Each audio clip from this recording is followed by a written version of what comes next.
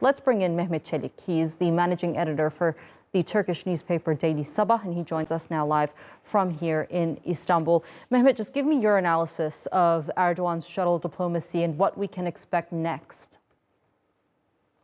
Well, as you know, this process has actually started all the way in Antalya, when there was a diplomacy forum and foreign ministers met, and then it was carried out to Istanbul summit, and finally was crowned with a grain deal in past July. But it didn't stop there. It continued in Sochi, where President Erdogan met President Putin, and finally this past week it was in Lviv, where President Erdogan made a historic visit to Ukraine to show support to Ukraine, and at the same time to show the work that he wants to do with regards to humanitarian diplomacy. And now Antonio Guterres, being in Istanbul, actually he made a very significant remark. He said, I was looking at the grain being loaded into the vessels, and this was, in a way, I think he symbolizes as a load of hope. And I think this is what Turkey wants to achieve in the long term, that this becomes a load of this diplomacy, this humanitarian approach to this Ukraine and Russia conflict, where it can be crowned with a lasting and permanent peace. It is taking time. It is slow. It is lots of visits, bilateral visits, phone visits, talks. But at the same time, it is something that Turkey hopes that it will achieve a lasting, permanent peace through diplomacy. Because Turkey does not believe that Russia's invasion of Ukraine is justified, but at the same time, it realizes the facts on the ground, and instead of closing all the doors to Russia, Turkey has taken a stance that it can actually act as a mediator between the two sides where it has good relations with. Right. And through this, the grain deal has been achieved. And I think it's a huge success when it comes to Turkey's humanitarian diplomacy. It is indeed, and we're seeing a very balanced stance, as you mentioned there, that Erdogan has taken, given the relationship that he has with Russia, separately the relationship that he has with Ukraine. Just give us some insight into that balanced stance that Erdogan has been able to hold since the start of the war.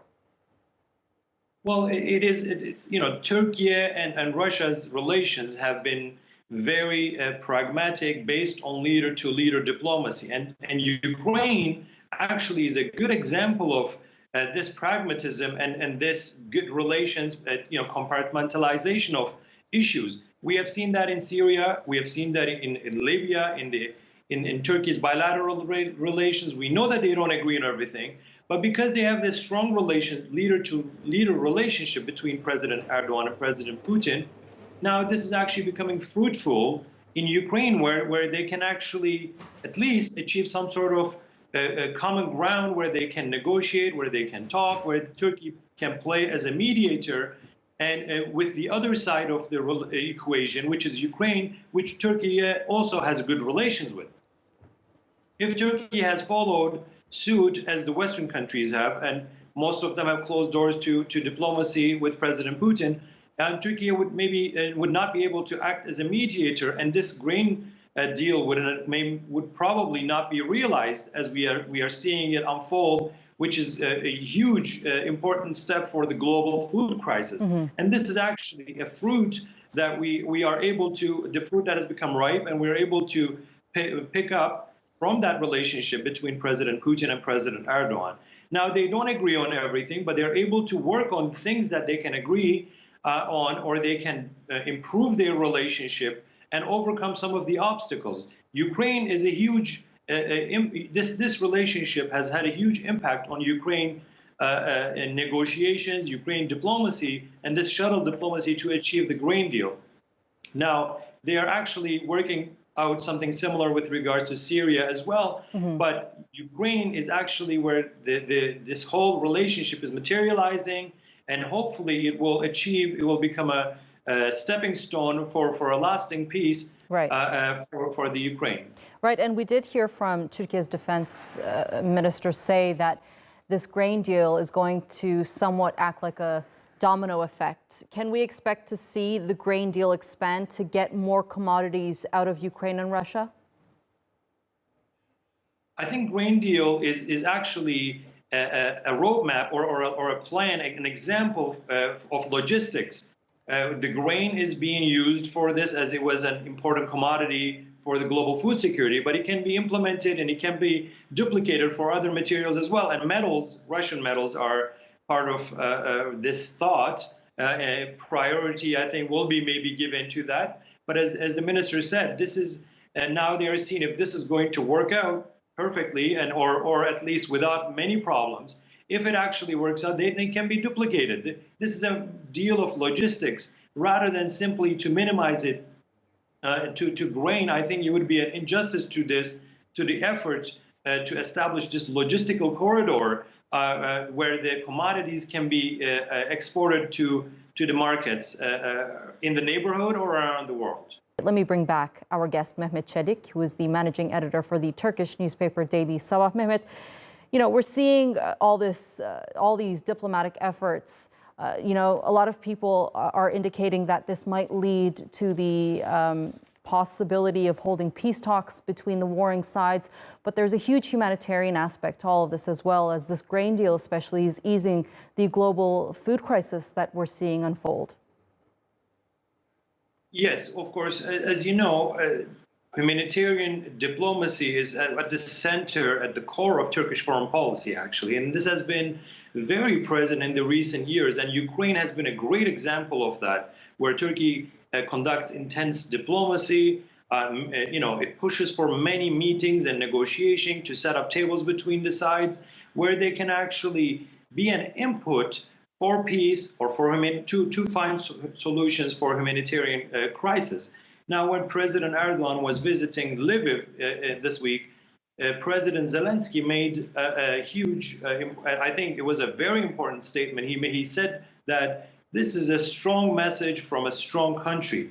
He was referring to President Erdogan's visit and Turkey's support to Ukraine.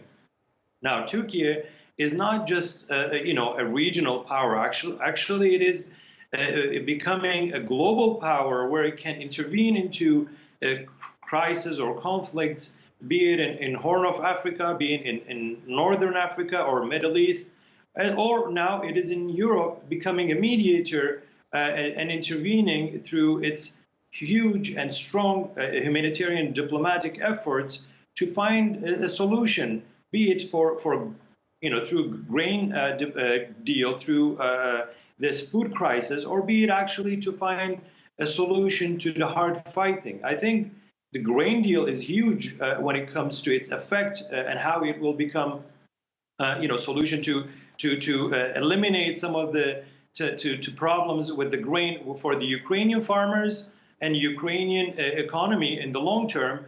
Or also, it will also affect the global food prices. Mm-hmm. It will affect the developing nations where they're actually awaiting these vessels to arrive at their ports. Mm-hmm. So it is not necessarily actually, the solution is not just not addressing one simple problem, but it's actually a trickle-down effect on several areas. So the grain deal and this humanitarian action is huge on Turkey's part. And I think Turkey is not being given enough credit for its efforts. When we look at the Western media and its coverage of the Ukrainian crisis, very minimally you hear about Turkey's efforts with regards to the grain deal, with regards to, at least becoming a mediator between President Putin and President Zelensky. And I think that realization of Turkey's role must be highlighted, and the credit must be given where it's due. Whether or not Turkey or President Erdogan will be able to succeed in bringing the sides to meet at a table in Istanbul, mm-hmm. whether that will actually succeed or not is one thing, but the efforts put into this is, I think it's very important to be highlighted. It is indeed. I'm going to come back to your point on Turkey becoming a global power. But before we speak about that, I want to refresh our memories of what Akar and Guterres had to say earlier in that press conference they held. Our sincere wish is to make sure that the collective and successful work here will help meet the needs, the humanitarian needs, and contribute to those needs at the maximum level and lay the grounds for a lasting peace. On one hand, when those needs are met, of course, we, on the other hand, need to think thoroughly about peace.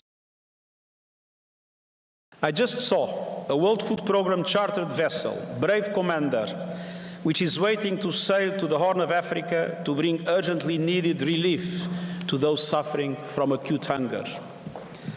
Just yesterday, I was in Odessa port and saw the first-hand loading on a cargo of wheat onto a ship. I was so moved watching the wheat fill up the hold of the ship. It was the loading of hope for so many around the world. Guterres there is describing how emotional he got when he saw the Brave Commander, which is due to set sail for Ethiopia, which is also facing a humanitarian disaster. We did see the head of the WHO describe the situation there as the worst humanitarian crisis on earth at the moment. Mehmet, let me come back to your point about Turkey becoming a global power, because as you said, you don't think that it has gotten enough credit for the work that it has put in to mediate this war and to bring the two sides together, whether it be to strike this grain deal or whether it be to actually hold peace talks between the two sides. Where do you think in the future, after this is all done and due, where do you think that Turkey will stand? We did hear Erdogan in the past say that the world is bigger than five. Do you think that he'll carry that out in the future and Turkey will be on a very different part of the political spectrum?